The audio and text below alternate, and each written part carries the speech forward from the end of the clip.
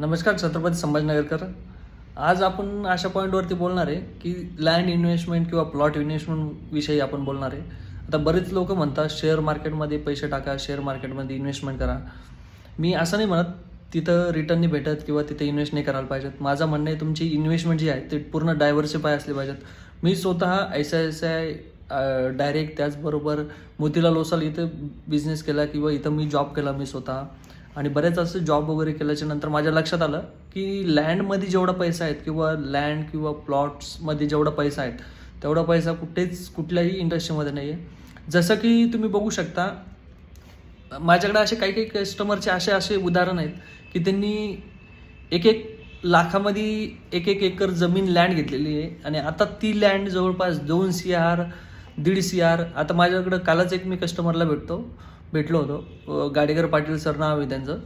ते actually teacher होते. त्यांनी 2001 साली 1 एकर लँड घेतली, ती पण 1 लाख रुपयामध्ये. आणि ती पण कुठे, मी सांगतो तुम्हाला, एक हिंट देतो फक्त तुम्हाला. आपलं पडेगावच्या समोर एक गाव आहे, तिथं त्यांनी जमीन घेतली 1 एकर 1 लाख रुपयामध्ये. त्यावेळेस तिथं काहीच नाही, खडक वगैरे होतं पूर्ण, काहीच नाही. त्यावेळेस समजा 2001ला भरपूर म्हणजे काहीच डेव्हलप नव्हतं, काहीच नाही. फक्त तिथून एक 30 फीटचा रस्ता होता, तो पण कच्चा असेल त्यावेळेस. परंतु तिथं जर आता बघितलं ना तर 30 फीटच्या रस्त्यापासून तो 30 फीटचा रोड झाला, आता जवळपास DP रोड झाला, तो 80 फीटचा 120 फीटचा रोड झाला तो. आणि आता त्याची जे 1 लाख रुपये त्यांनी इन्व्हेस्टमेंट केले होते त्यावेळेस ते भरपूर होते. त्यावेळेस समजा ते असेल, मला असं वाटतं आजच्या घडीला 30 ते 40 लाख रुपये असेल आजच्या घडीला, जर मनी इन्कम जर बघितलं तर, मनीची व्हॅल्यू जर बघितली तर. परंतु तरीसुद्धा एवढं असून सुद्धा तरी आता बरेच तुम्ही बघू शकता, त्यांनी त्यावेळेस समजा 30 लाख रुपये इन्व्हेस्ट केले असेल समजा आताच्या घडीला, तर त्यांनी 1 लाख रुपये त्यावेळेस इन्व्हेस्ट केले होते. तर ते आताच्या घडीला, आताच्या पॉईंट ऑफ व्ह्यूला जवळपास ती जमीन 2 करोड रुपयाला मागितली एका कस्टमरने, एका बिल्डरने. 2 करोड रुपये.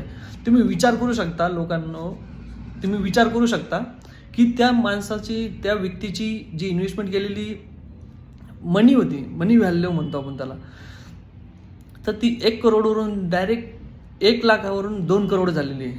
म्हणजे तुम्ही विचार करू शकता, म्हणजे विचारही करू शकत नाही, म्हणजे 200 पट ते अमाऊंट वाढलेली आहे. म्हणजे तुम्ही जर 1 लाख रुपये टाकले तर 2 करोड झाले, बरोबर आहे नाही? तर माझं हेच सांगायचा उद्देश हाच आहे की तुम्ही जास्तीत जास्त लँडमध्ये इन्व्हेस्टमेंट करा. कारण की लँड पार्ट हा एकदम, त्याच्यावरती आपण जे पृथ्वी याच्यावरती वाढवू शकत नाही. पृथ्वी पॉप्युलेशन वाढते आहे, सगळ्या गोष्टी वाढत आहे, तुमचे इंडस्ट्रियलायझेशन वाढतं आहे, सगळ्या गोष्टी होत आहे, रिसर्च होतं आहे, व्हॅल्युएशन वाढतं आहे प्रत्येकाचं, प्रत्येक ठिकाणी रिसर्च होत आहे. त्याच्यामुळे माझा एकच उद्देश आहे की जास्तीत जास्त लोकांनी लँडमध्ये, प्लॉटमध्ये इन्व्हेस्टमेंट करा. प्लॉट आणि लँड हे तुम्हाला कधीही पैसे देऊ शकतं. हा मी प्रॉमिस नाही करू शकत की खरंच भेटेलच, फक्त तुम्हाला लोकेशन वगैरे हे सगळं बघून घेणं गरजेचं आहे. कारण की लोकेशन जर तुम्ही बघितलं नाही, तुम्ही जर आता लँड घेताय, तुम्ही लोकेशनच बघितलं नाही की इन फ्युचरमध्ये इथं कुठली कम्युनिटी वाढते आहे, काय होतं आहे, इथं आजूबाजूला काय येतं आहे, हे सगळं थोडंफार तुम्ही बघणं गरजेचं आहे. म्हणजे तुम्ही जर हे थोडं जर बघितलं, तुम्ही स्वतः जर रिसर्च केलं तर नक्कीच तुम्हाला चांगला याचा फायदा होईल.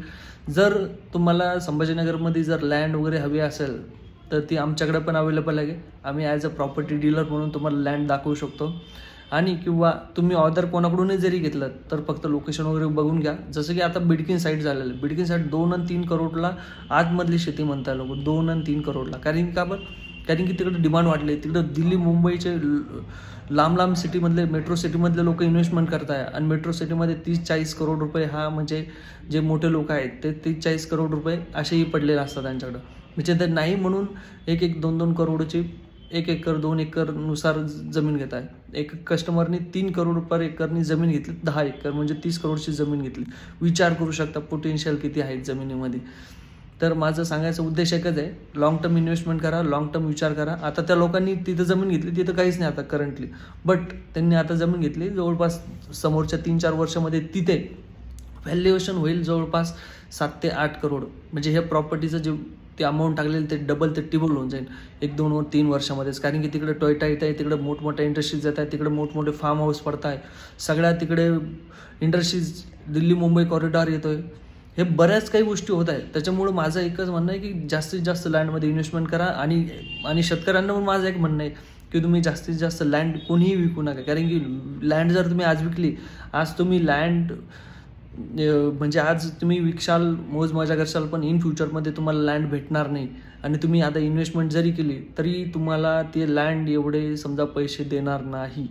त्याच्यामुळे कृपा करून शेतकऱ्यांना माझी एकच कळकळीची विनंती आहे, गोरगरीब शेतकरी थोडेशा पैशाच्या लालचेपोटी शेतकरी जमीन विकून टाकतो, पण लॉंग टर्मचा विचार करा, तुमच्या मुलांचा विचार करा. तुमचे मुलं उद्या रस्त्यावरती फिरतील. आता तुम्ही बघू शकता आपलं शेंद्रा आणि वाळूज MIDCमध्ये त्यांच्या जमिनी गेलेल्या आहेत. त्यांनी त्यावेळेस पैसा खूप खर्च केला. आता खूप अक्षरशः ते व्यसनी झालेले आहेत त्यांचे मुलं. कारण की पैसा आला, घेतला, जमिनी घेतल्या, गाड्या घेतल्या, आता स्वतः परेशान आहेत. त्याच्यामुळं माझी कळकळीची विनंती आहे की तुम्ही बाबांनो, तुम्ही जमिनी विकू नका. विकली पण, तुमची जमीन गेली पण असेल, कोणी समजा MIDCमध्ये गेली किंवा कुठे गेली, तुम्हाला पैसा आला, तो पैसा तुम्ही पुन्हा जमिनीमध्येच इन्व्हेस्ट करा. कारण की तुम्ही जमिनीमध्येच जर इन्व्हेस्ट केला पैसा तरच तुमचा पैसा राहील. नाहीतर तुम्ही जर तुमच्या बँक अकाउंटला ठेवला किंवा तुमच्या सेव्हिंग अकाउंटला फिक्स डिपॉझिट केलं, त्याचा तुम्हाला 1 रुपयाचाही फायदा होणार नाही. तुमच्या पैशाची व्हॅल्यू ही एकदम झिरोच होऊन जाणार आहे. त्याच्यामुळे कृपया करून तुम्ही लँड विकली असेल तर लँडमध्येच पैसे इन्व्हेस्ट करा. तर चला, आजचा हा टॉपिक इथं संपूया आपण. जर टॉपिक आवडला असेल तर नक्कीच आमच्या चॅनलला फॉलो करा व लॉंग टर्म इन्व्हेस्टमेंटच्या हिशोबाने किंवा तुम्हाला संभाजीनगर कुठेही प्रॉपर्टी लागत असेल तर नक्कीच आमच्या पेजला फॉलो करून ठेवा. धन्यवाद.